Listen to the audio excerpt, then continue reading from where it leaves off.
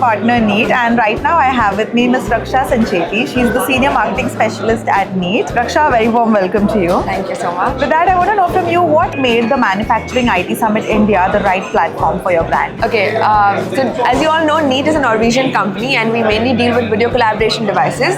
Although it's industry agnostic, being in a summit where Exito has gotten all the CIOs and the IT leaders from a particular vertical, which is manufacturing, has really helped us connect with them and also dive deeply into how NEET can actually help an industry like manufacturing. So that way it makes us a really, really good platform for NEET.